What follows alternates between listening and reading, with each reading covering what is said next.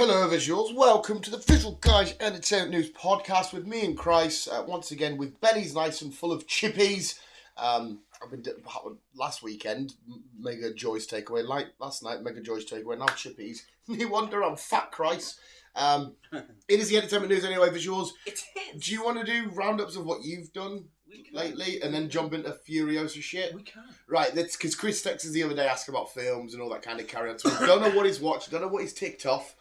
But tell us what you've seen. What I don't remember. Literally, I saw him wipe his head and close his eyes like, shit, what have I watched?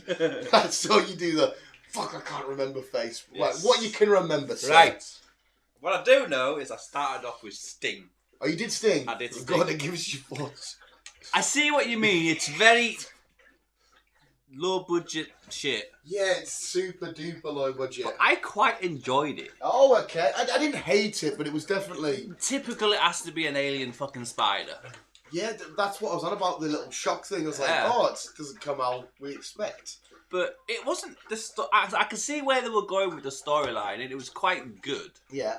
But what annoyed me is like everyone fucking lived, worked, and fucking died in this building. Yeah, this apartment complex thing. And when it started off and the guy's knocking on the door, it's like, you brought the exterminators out to my job and that shit, and the old lady with dementia. Yeah. That was doing my head in a little bit. She's like, oh, I get it. She just keep going through the phone. Did I ring you out? Yeah, you fucking did, you bastard. But yes, but you didn't mind it. I didn't mind it. I thought it was quite good. Yeah. It was just low budget. Yeah, it was. Will there be a second one? Well, there's lots of little, I don't know if they were eggs or whatever the fuck they were left over. Yeah. I thought it was just certain moments in it, like the Asian guy who was an expert in, what was he? Expert in, was it fish? Yes. Fish? And shit like that, and the way that he suddenly turned into an evil Bond villain. Where it just, oh yes, now it's, I like dumb fun, not a problem. But there were parts of this where, like, when the mum and dad, whatever they are, getting stripped away, I thought it was so weird that they're doing a spider comic as a spider, well, an alien, sorry, is attacking. I thought, yes. Yeah, but when they're getting dragged away, he's going, and the girl's on her phone texting, the dad's going around the couch, and he's going thinking, is this spider doing this on fucking purpose or what? There were just elements where I was like, we've gone past dumb fun now, this is just really, really bad. But I did have some dumb, like when it comes in, it's coming in the trash compactor thing, and it's proper like, I don't know how they got it in, it's proper robotic like that. And I thought, okay, this bit's quite fun. They come in the proper venom web, like this web, and obviously because it's acid or whatever and the fuck the fucking alien weird shit. Snot balls, cotton balls, or whatever the fucking was. Yeah, the weakness to it being her with a water pistol and the way that the acid corroded off them is. And the fact that they had the baby just strapped up on the side, like, it was, it wasn't the best, but I quite enjoyed it. Yeah, as long as you had fun, I'm assuming the people that made it expected people to go into saying, here's a bit of dumb fun. Kind of Meg vibes, just minus the Warner Brothers? No, who makes Meg? Paramount? Is it minus the big studio behind it. That's kind of what, Yeah. But you liked it. I enjoyed it. I think I give it, I don't know if I rated it, I give it a soft 4 when me and you spoke. I'm going to give it a 6. Oh, okay, so it's slightly better than average then. But as long as you had fun with it, mate. The concept's good. People in an apartment complex, isolated by weather and shit like that. Spider comes in, away we go. Yeah. The acting on the other auntie's face, the proper weird witchy looking one, when she's looking for the cat, and she's going, kitty, and then just, but you give it a 6 though. I'm giving it a 6. Lovely jubbly. What else did you do? I watched Nicolas Cage, Arcade, whatever you fucking call it. Arcadian? Something like that. Was it? Yeah, what did you think of that? I really enjoyed that. That was, them creatures aliens are fucking weird. Like, I know it was their mouth. What the fuck's going on here? I know. And then the best part, well, I wouldn't say the best, but a part that I really enjoyed was the fact that Nicolas Cage wasn't really in it. No. Like, he was in it, and then he's just knocked out on the cat while he's had a thingy. No. And it's like, okay, and it was super duper creepy when they're coming back and testing the door, especially when the kid traps it and you see the claw extend and come out, and the fireball version of it at the end when they're all... Yeah. But it was a little bit weird though how the other farm, they were like, oh, they never really come and attack us and stuff. I'm thinking, why the fuck are you going to have Nicolas Cage in that then? Just, if you barely ever attack that farm. obviously we find out at the end they come through. But yeah, so sorry, you talk more about that, Christ. Exactly. I really enjoyed it. I liked the storyline of it. I liked where they were going with it. The aliens are fucking weird. Yeah, because obviously I don't think the trailer said aliens, did it? No. But somebody apparently still got Dr. Pepper in it. You knobhead. Yeah, I don't think the trailer specified what they were. It just said creatures. It was quite cool when they fell down the little ravine thing, whatever the fuck it's called. Because when they're down there, you see a moment where like a hand reaches through, and you're still trying to work out what the creatures are. And when you first see, you see that. That was just fucking weird. It just fucking went like the claps. And it was like that toy you used to get back in the day. It just reminded me of Hungry Hippos. Yeah, Hungry. It was super fun. Yeah, what a fucking analogy. It was very Hungry Hippos. It was one of them as well, because I love it when a film, The Quiet Place kind of did it, where you go, okay, what are these aliens? What are they all about? Where they come from? And what they're doing this shit? Because you see the moment where the girl's mum and dad get killed. The mum's getting put like in a weird sack thing in the bathroom. Think, okay, so what do? Do you ingest them and you get? How does this work? And the fact that it didn't explain any of that. It didn't know. It left a lot of mystery, and there was some, maybe the most unique designed aliens maybe I've seen, because we've, like, the xenomorphs from Alien are great and amazing, but they're not. There's not too much about them. There's that mouth in the middle of shit, but to have these weird things that can connect as big spheres, or they could do that weird clappy thing, and the nighttime aspect. There was a big for what the fuck are you doing? Well, he wants my bottle. He won't leave me alone. So you've been bullied off the dog. Yeah, the dog has dictated the life.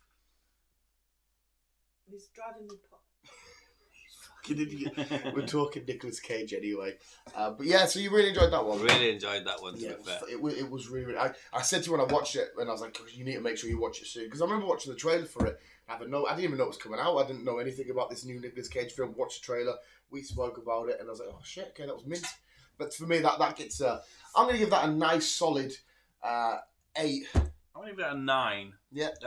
I'm hoping we get a prequel to it or something. A prequel would be nice. It would be nice to get to know who these creatures are, where they come from, what's the crack. Showing how the humans knew that, okay, we have to stay inside during the night and all this kind of shit. I like the aspect as well where they were timing, like, I fucking shit myself, the timing of everything and whatnot, and doing this kind of shit. Yeah.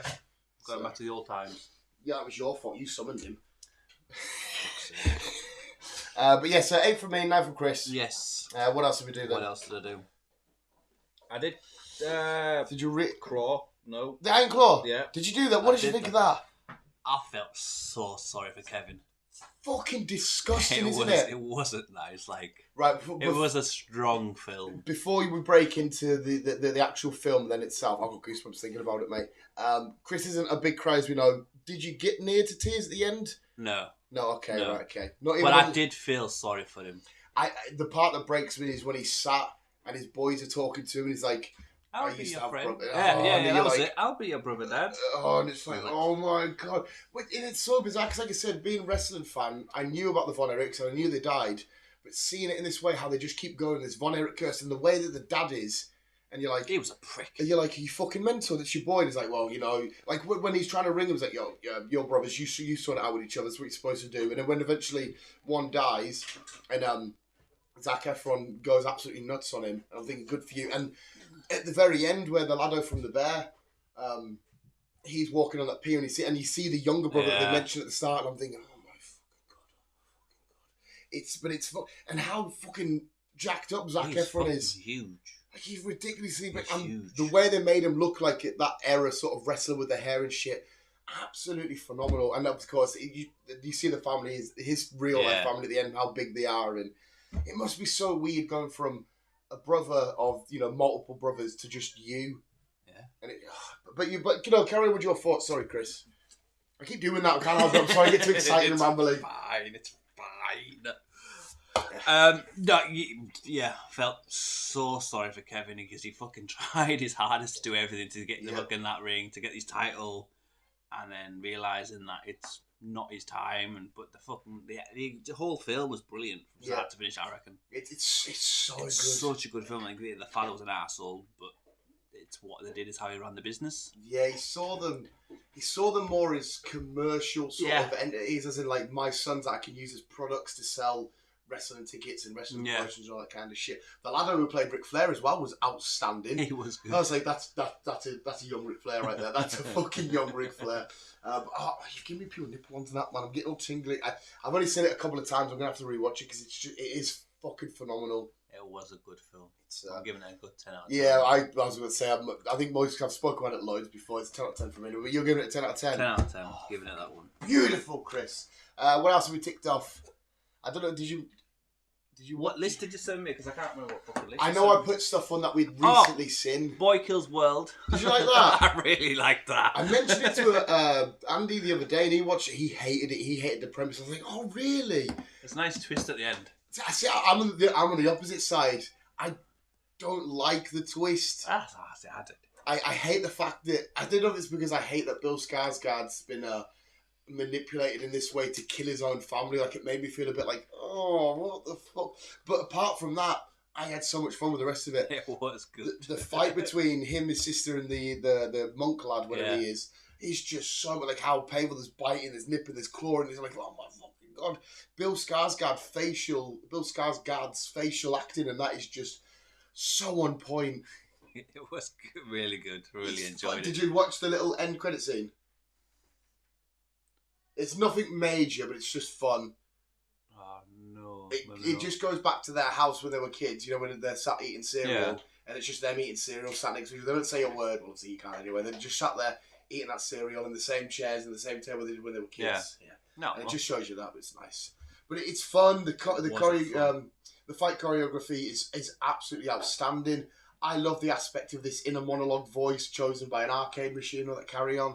That was cool. It's fucking dope. It was a good film. Really enjoyed it. I'm giving that one a 10 out of 10. Oh, so like I said, it probably gets an 8.5 from me, just because I'm very unsettled by the twist. I like the twist. Hey, each to the fucking own, mate. I can see some people loving it, some people a bit not a fucking problem there. I'm glad you watched it. I'm glad you've done it. Yeah. Which is a shame because we were both looking forward to it anyway at the cinema, and I would love to have experienced that in the cinema just for the fight sequences. That would have been good. But unfortunately, Carl, I was like, nah, Bill Skarsgård, as we've just found out, with potentially The Crow, we don't know yet. More on that maybe next week. Yes. Yeah, anything else? Arthur the King. You did it! I did it. You did it! How beautiful is that? It was a good film. I hope you didn't Google what happened to him in real life after. Okay. No. Do you want to tell you or not? He probably would have died eventually. Mark Wahlberg's character has him for 2 years, and then he dies of cancer. I don't know why I Googled that. I sat there typing it and going, is Arthur the King by my father? Is he still alive? Unfortunately, I was like, why have I done that? Why the fuck have I done that? And how mental is it? Because I had to Google it because I have to do like a safe watch. You know, like parents would do for their kids. They watch it, make sure it's safe. I do it with dog films. So I'll Google it quickly. Okay, dog doesn't die. I watch it. But even for that film, I'm thinking, you're gonna die. Don't cry. I'm just thinking of any of that. When he jumps in the water, and I'm like, I was like, oh no. No, it's fucking. I didn't spoil it for you, did I? I didn't tell you that. It's alright. Okay. No. So you actually didn't know watching the film if he died. No. But how mental is he when they're climbing up these ravines and fucking doing all this shit, and he's just he's popping up. I couldn't do any of that shit. Like, no. The zip way a bit when he's unclipped, when they've got a bike dangling. I would say, fucking leave me. Jesus Christ, that zip line will be taken straight like that with my weight anyway. I'm like, leave us. I'm staying here. Just go. But it was really at the same time as well. You're rooting for Mark Wahlberg to do well in this thing. But one of the bits that Mega got me was he admitted that he's not a dog person. Yeah. And he's so competitive. All he wanted to do was win this competition. But because he fell in love with that dog so much, that didn't become the priority anymore. He becomes, and I was thinking, and they still finished second, which is cool. And I was like, this is amazing. This is absolutely outstanding. It was a good film. And seeing when he got back at the end and when he's on that vet bed and he's like, he's got this, he's got that. It'll be easier and quicker just to put him down. He's like, no. The people paid. All came together for him. Yeah, I know. Oh, no, Chris. No. Oh, it's fucking beautiful. It was a good film. It gets, to be fair, I will admit, when I say this rating, it's because I'm a dog lover and I'm a biased bastard. I love dog shit. It gets an infinity out of 10 for me. 10 out of 10 for me. It isn't the perfect film. I know that. I'm looking at it with rose-tinted glasses because I love it so much. I'm just sharing how much I love dogs. He's got one of my Pokemon toys. Yeah, that one's an exception. Yeah, you wouldn't be a fucking Arthur the King, would you? You twat. Right, what else did you do? That's it. Hey, to be fair, you've smashed it there. I was expecting maybe one or two of them. I know I re-put stuff on your list that we'd already watched because I mentioned Civil War because I did it again since it's been up online. Yeah. I think I mentioned another film that we've watched. Yeah, you did. Trying to just because it was up online, I thought you might want to give it another rewatch. I think you mentioned Kong. Oh yes, Godzilla Kong. Yeah. Yeah. Iron Claw did. Stinger did. Killboy Killboy did. Yes. Civil War did. Arthur King. Mm-hmm. Sweet. So you tick shitloads off there, to be fair. Yeah, like I say, it was going to be a lazy day one day, and I got up at 9 o'clock, had breakfast, and I'm like, right, let's watch films. Yes. There's not a better day than that. Nah. It's fucking awesome. You tick loads off there, to be fair. I think now you'll be caught up with everything that I've suggested or said you should watch. Pretty much. Yeah, I think you'll be up to date. I thought there was a dog chewing my teddy, but I was like, that's plastic. Right, so yeah, done, dusted. Done. Right, let's get on with Furiosa, I guess, then quickly. Spoiler, of course, this is a review for Furiosa, a Mad Max saga. I don't know if you want to start off first, sir? Yeah, you might as well start off. I'm going to spag up a fag. I feel like I've talked too much, even though I've asked for your opinion. Only I can do that. Ask for someone's opinion and talk too much. I am Kevin Swift, mate. You're Mark Bernard. You are. I'm Kevin Smith. Furiosa. I enjoyed it. Yeah. The whole aspect of it was brilliant. Yes, we knew it was before Road to Fury or whatever it's called. But it was nice getting the backstory, where she came from, how she ended up there, what happened to her arm.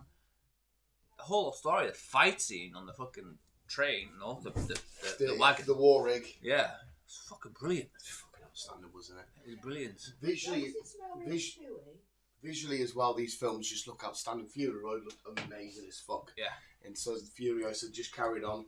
The only downside, not to the film, is if you go into like any critic score, IMDb's and Rotten Tomatoes, everyone's rating it 90% higher. Everyone's loving it, but it's not making loads of money, which is unfortunate because they're saying, "Oh, that might stop the third one." It's like, hang on a second, everybody's loving it. I just don't know if it's because there's a drop in cinema goers or what. I don't know what. I have no idea. But everybody's saying, "Yeah, this film's awesome," but it's. Where would it go? Would it be just a second one from a? Well, you just carry on with Max. You could do it. You could do a Immortan Joe prequel because his past is fucking awesome of how he acquired the Citadel and shit like that. There's more shit. Or you can carry on with Max himself, of course. And this film proved as well. You can go inside of the Mad Max universe and not necessarily have to focus on Mad Max. No. Furiosa is a big enough character. So like I said, Immortan Joe, any of the people that come before that and whatnot, you can explore so many different avenues. But no, sticking with this film, I completely agree with you. It's straight away getting a 1,000,000 out of 10 for me. I love it so much. The Mad Max world I've always loved anyway. It got me replaying the game. I forgot how phenomenal the game. You should maybe check it out. It's open world. You build up your magnum opus, put a new engine in, new wheels, drive around the wasteland and kill war boys and scavenge places and try and get water. It's so much fun. I was like, I haven't played that fucking ages. But then I had to realise when I traded in my old Xbox before I got the new one, it was one of the games I traded with. I was like, fuck, so I had to re-download it, but it only cost us £1.98. No. So I'm in the middle of redoing that just because it's so fun. And plus, like I said, you being a car guy, it's fun putting the engine in and doing all that shit. But Anya Taylor-Joy in this, absolutely outstanding. She was good in this. Chris Hemsworth in this, absolutely fucking phenomenal. Like, he was... Anya Taylor-Joy was beautiful in this, but Chris Hemsworth as this villain was just phenomenal, especially when you see the decline of his mental state. Yeah. And the stages as well, he starts off with his regular normal hair and his beard, then he goes red, and then he goes to like the blacky grey sort of how the wasteland colour changes and where he is in his story, colour changes, match it all. Fucking outstanding. It was nice to see him as a villain for a change. Yep. And he was phenomenal as a villain. He was good at it. Really good at it. And it's seen as misses in it at the start, yeah. But to carry on with the world building as well, seeing like his boys, the same laddos from the first one. Obviously, it was a different actor. I can't remember his name now that played Immortan Joe because he died in real life. Oh, who the fuck was it? I can't remember who played the original Immortan Joe. But seeing the Doctor and whatnot. Because did you rewatch Fury Road recently or not? Not recently, but I'm gonna redo it. I think when we get a decent copy online. What Fury? Both. Oh, I was gonna say if you. Oh yeah, you want Yeah. to do them back to back, I wanna don't do you? them You said. back-to-back, You said yeah. that on the walk. I'm sorry. I do with Jollop Eyes, but like I said, this post-apocalyptic world, this wasteland that we have of Australian shit, is just so fun to explore. Don't get me wrong, it makes you feel fucking hot and sweaty. Cause like Jesus Christ, the engines must be extremely hot in these vehicles. Yes. Going around this wasteland and stuff. But like I said, the visiting the bullet farm and actually going to Gastown and shit like that, because you go to Gastown and stuff for the games and whatnot in the game, which is awesome stuff. But seeing these people come back, I was completely enthralled. It's one of them big action sequences, like with Fury Road, for example. They wanted to just make an entire film that was just one car sequence, and having the same in this, like you said, with the battles with the war rig and all that kind of shit. I just absolutely love it. Seeing the this version of Immortan Joe and I guess technically our first time being with the War Boys. I know it's not the first time because we're on Fury Road, but seeing all that how played and how they truly believe Immortan Joe is a god and they're doing anything because we see the War Boy jump down and kill himself. Just everything was so outstanding and amazing. I wonder what's that? It's so they can enter Valhalla all shiny and chrome. Oh. Yeah, so they spray it, they go, witness me, and they get to the gates of Valhalla because that's Immortan Joe's manipulated their mind. They genuinely believe he's a god and he can, if they die for him and they work for him, they can get to the things. And that's what another thing I love about Mad Max. You take all these different things like Valhalla and shit like that, and it's post-apocalyptic, but they're still using these different mythologies and religions and shit. And but they're doing it with future stuff, which is like the cars, because Immortan Joe's part of his religion is the V8. I don't really know what V8 is. I know it's a car thing, but it's that engine. I'll point it out to you in that car. That's nice. They have a shrine with the wheels, and when they get the wheels in Fury Road, they pick it up and they give a little thingy because we worship the V8 and all this kind of stuff. Like that's why I said I think you really enjoy the game because it's that aspect of it. But like I said, in fact we'll get to it. Speak more on the film because I need to get back to some potential lore or whatnot. But speak more on the film, Chris. What you actually thought? Sorry, it's fine. Like I said, from start to finish, I enjoyed it. It was nice seeing like an Easter egg from probably the original Mad Max. That's what we're going to get down in a sec, yeah. What we think it was, the original from Mel Gibson. But just, like I said, the storyline was brilliant. And obviously it was nice how when that finished, you were basically going on straight into the next film. You see, Charlie's I always say your fucking name wrong. Charlie's Furiosa. Something like that. I don't know why I can't say the fucking name. Yeah, taking Immortan Joe's wives into the war rig, setting up for Fury Road. Yeah, it was just a fucking brilliant film. Really enjoyed it. Yeah, it was high octane, action packed, and like I said, I did say to you when I left, I said it would have been nice to see Anya Taylor-Joy come in a bit more, just because she's a fantastic actress, and I love when she's in shit. But it does make sense when we see her younger, and it makes sense story-wise. It made sense to the story, and it kind of opened up and stuff like that. She didn't really have many words, really, did she? Which is fine in The Road Warrior. Mel Gibson only has 16 lines of dialogue. In Fury Road, Tom Hardy very rarely speaks. Your attention's supposed to be drawn to these grand vehicles and this weird sort of shenanigans. It's good and stuff how like that. they bring it all together.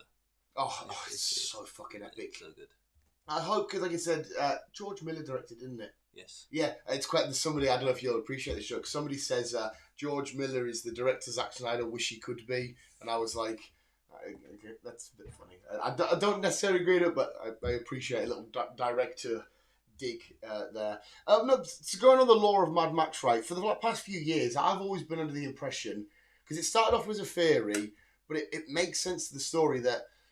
Because when I first watched Fury Road, I thought it was just carrying on from Mel Gibson. Tom Hardy is Mel Gibson in this. And away we go. But then some things popped up, like the music box. I don't know how much you remember Road Warrior and Thunderdome. Vaguely. Or the original, number one Mad Max as well. But there's stuff in that, like, for example, the small thing, he gives a music box to a feral kid. That feral kid keeps the music box, but this Tom Hardy version has the music box. And you're thinking, well, he's not just going to go take it back. Shit myself. He's not just going to go take it back, is he? Oh, so we put like a pizza menu for the dog's going nuts. Also stuff like him being bad with a rifle. We see Tom Hardy not really being able to line a shot up with a rifle in Fury Road. Yeah. Small little subtle things like that. So I was like, oh, it would make sense that this is maybe the feral kid that he met years and years ago in Road Warrior. He's grew up. And the way that as well, during Fury Road, he refuses to say his name as if like he's thinking about what is my name because he didn't have a name. If it was the same person. And at the end of Fury Road, he goes, Max, my name's Max, as if because he knows a Max and he had a big part to do with him. And he just took that name because he knew that Max was a hero and he's now going to try and become a hero and whatnot. And it made sense. But George Miller did actually come out and say that he is still playing the Mel Gibson character. Then this theory was put out to him that somebody put a few years back during the interviews for the Fury Road. And he was like, oh, actually... And it kind of put a load of doubt into. I thought, oh, okay, so Mel Gibson's still out there doing his shit. This is the feral kid. But then somebody pointed out with the car, it's the same car from Fury Road and shit like that. And that this is the Mel Gibson one. So I was like, okay, what the fuck? I'm now in two minds. Who's right and who's wrong? I think you would have to go with the director. If he says it's the same Max as Mel Gibson, you would have to agree with him. I'd say you'd have to agree with him because it's his fucking design. Yeah, he's the one there. And the best thing about when they made Fury Road, they didn't have a script or anything. All they did was make a comic page with, was it 480 tiles? And that was it. That's all they went off. And I was like, oh, that's beautiful. So yeah, I'm not 100% sure. We're going to have to go into what the director says.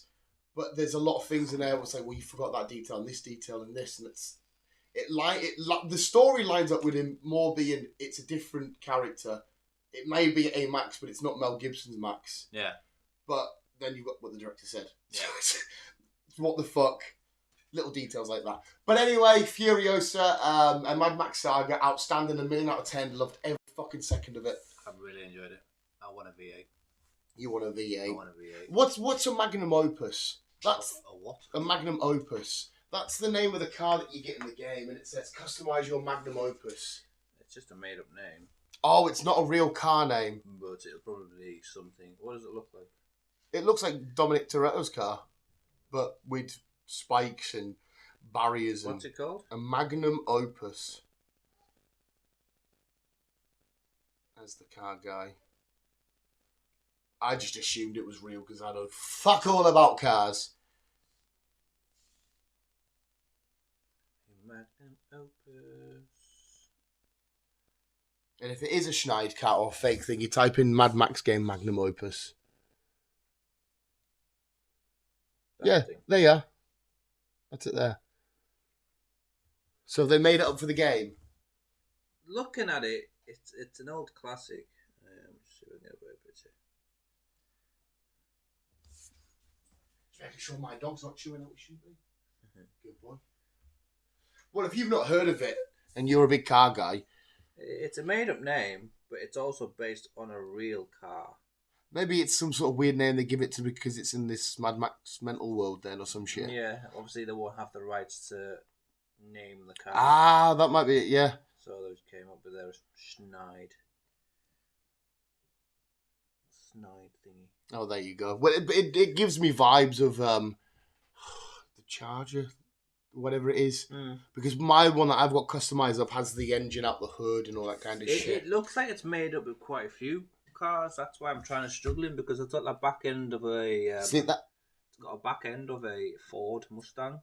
So maybe that's why it's got a weird name. That yours doesn't necessarily have to look like that. You can change the wheels and the stuff like that. There's a lot of customizing options. But it's also got a weird front end, which is not a Ford. You're going to have to play the game just to work out what the fuck this is. It's more like a Proton. The best thing is when you get that in the game, it's absolutely run down and smashed up and fucked and minging because you've just been... do you know the... Not... you remember Scrotus from Furiosa? The smaller brother, not Rictus. Was Rictus? Not the big muscular brother. You say? He's... Because I think the game is canon to the storyline. He's the villain in that one, and he strips you of all your shit. He finds you in the wasteland and takes all your stuff. But then the little weird-looking Gollum guy, he helps you out. You get his car, and you do up your max, and you do up your car throughout the game and shit. If you're ever in a game blank, you should maybe give it a go. It's one of them gems. Not a load of people played it, but once again, if you go look at like Steam and all that kind of shit, it's rated at like a 9.6 on everywhere. Yeah. It's a very well-beloved game, but it just didn't get the recognition, the distribution it needed, I don't think. It looks decent, I think. It is sort of, like I said, it's open world. You go around the wasteland. You do the whole. You're driving down. You know how you said you liked the driving and big wars as they're driving. Yeah. You literally do that. So you can stop. You can blow up someone's engine. You can blow up the tire. You go in. You then doing this shit to a big vehicle next to you and whatnot. It's fucking phenomenal. Like as soon as I finished Furiosa, I was like, re-downloading this shit. But anyway, Furiosa, it's getting all the millions out of the world for me. And I think Chris said, did you say 10? Yeah. Oh, me. Film critics should pay us more often. Well, sorry, films, because we will just bomb the shit out of your stuff. It's very rare. Me and Chris come with what's definitely me more negative shit. Right, do you want me to do roundups of shit that I know before we get onto Canoozy News? Yes. Because I know that June is relatively stacked, sir. Is it now? In terms of not only TV, but films. As we mentioned, we've got Bad Boys, which I'll give my thoughts on next week, because I'm not huge on the last bad. First two, okay. Not good, this last one, whatnot. As far as we were aware, but I don't know what's going on, we had The Crow, we had The Watchers, we've got The Bike Riders, and I feel like there was one more, and Quiet Place. So there is a huge chunk of films out this month. Not only that, Christ, we've got, you'll do 3 of these. Yeah, you'll do 3 of these out of this 4. I'll do 3. We have 4 massive TV shows coming out this month, and they're all a week after each other, which is even better. So we're kicking off with Star Wars Acolyte, 2 episodes. Yeah. I think it's either the week or a week a bit later. It's then House of Drugon. Yeah. Week after, we have The Boys starting. Yeah. And at the end of the month, this was the one for me, is The Bear Season 3. Happy days. Fucking amazing. This month is so stacked. It is based on a Ford Mustang, a 67 Mustang Fastback. Ah, there you go. Not that I know what that is, but there you go. It's an old car. There you go, sir. So yeah, it's a stacked month. Lots of films coming out, lots of shows. I saw the trailer for The Bear Done Dusted. A couple more things for The Boys coming out. A couple more things for Who's the Dragon. The biggest news for me, this is going to sound pure weird to you, mate, but we had our first look and our first image at a character called Tom Bombadil. And who the fuck is you're going to say Bombadil? That. Tom Bombadil is maybe one of Middle-earth's biggest mysteries, mate. He is the most... Lord of the Rings. Yeah. He's obviously, because Rings of Power's out in August. And I think that's going to give you 3 episodes to start off the series. I think it said episode 1, 2, 3 out the same day. Mint. He's a very strange... You don't see him in the films. He's in the books and whatnot. He's... he's like a weird bastard. He's super duper powerful for no apparent reason. He's one of the first things to be born in Middle-earth. The ring can't corrupt him. If he puts it on, he doesn't turn invisible. At one point in the book, he chucks it up in the air and he turns the ring invisible. If you put it on, he can still see you. He's not corrupted or thingied by the ring. He just wants to doss in nature, shag his wife, and play with trees. He's one of the most... Tolkien doesn't give you a shitload on who he is, where he's come from, what he wants to do. But as far as we're aware as fans, he just wants to do a lot of gardening. Okay. Yeah, it's So one of the most... watch Tom Garden. Tom Bombadil. Well, I'm assuming the show's not going to give us too much, considering Tolkien didn't give us too much. He just sort of went, here's this mental gardener, he's super powerful, even Sauron can't fuck him up. He just wants to garden. Doesn't leave the border of his land, because he's like, if he's kicking off over there, I want nothing to do with that, I just leave it alone, do my garden. If you come over here, I will kill you, but I'm just...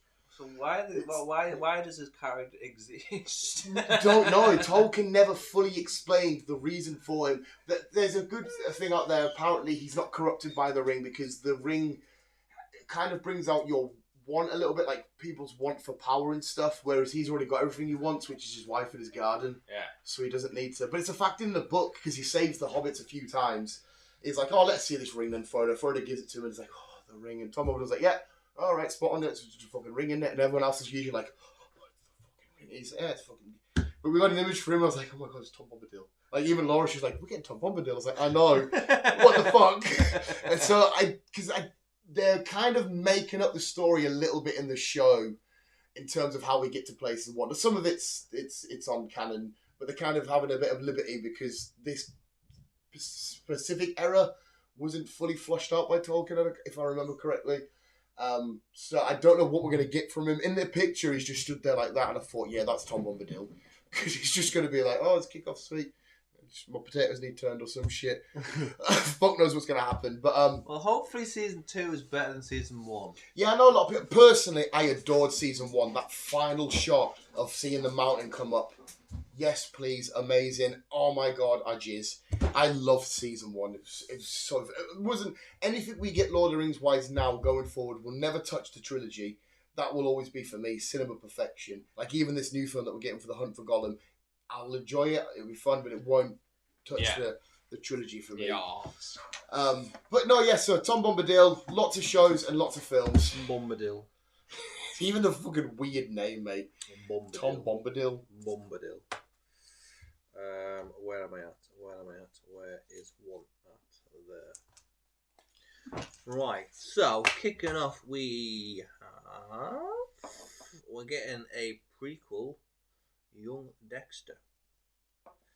Oh, it's probably just gonna be him like killing animals. Well, that's what I was thinking. To be fair, Oh, but like this is where I learned my craft. I can see it now. Dexter narrating. This is when I was 8, and a tortoise coming to my back garden, so I caved its head in and see what its brain's made of.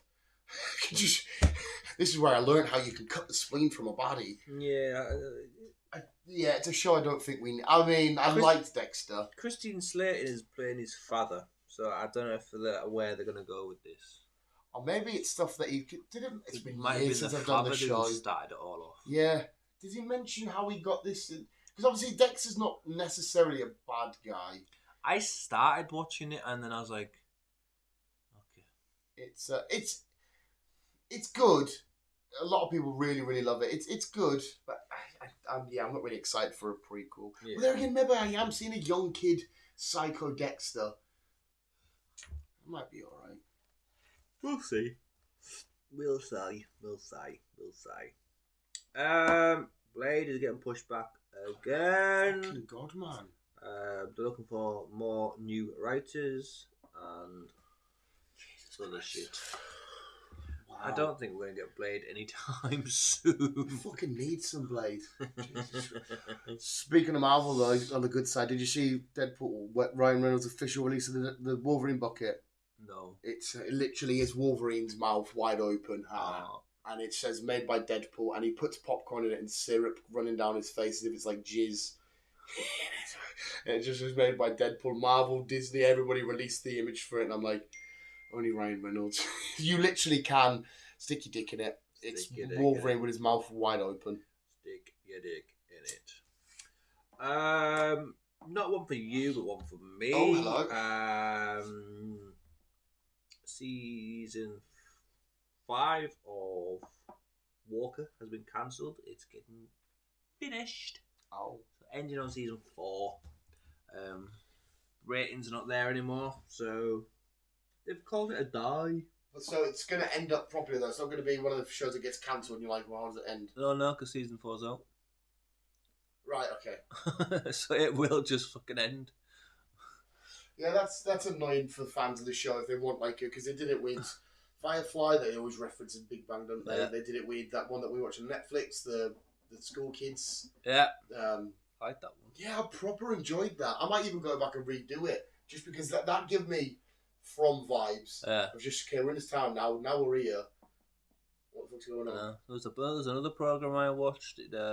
This cop woman found this young girl, so she adopted her, and then this young girl ended up having powers, some kind of weird powers, and then as we got to know more of the young girl, it just finished. Yeah, it's like I said. No, it's not our money, but stop just cancelling shows without conclusions. I know, bastards. Change Rooney. We were getting Bioshock the TV series, but now there's some strange reason that it's getting put into a film. Right. So I don't know what's going on there. Surely they would have looked at the format of Fallout and been like, yeah. I don't know if it's more financially better to do a film or a show. I have no idea. I imagine it's more costly to do a show. Yeah. But maybe I don't know actually. Unless they were kind of like struggling for ideas and shit, so they're like, well, Bioshock surely got a lot of lore in it. It like has. Fallout does. It does. There's a few games, so that it can continue. Maybe they just thought the story they want to tell for Bioshock's better, and instead of doing 8 episodes. Yeah. Yeah, you'd imagine it's a creative choice. So that's Bioshock, which will be coming on Netflix. As you said, Bad Boys will be out on the 5th.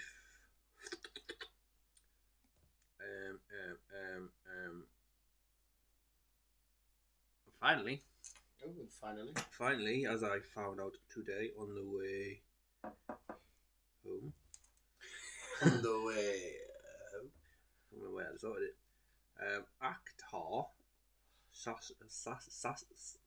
Baron Cohen, Sacha Baron Cohen. that guy, Borat. is playing a live action Skeletor. We're getting a He-Man movie.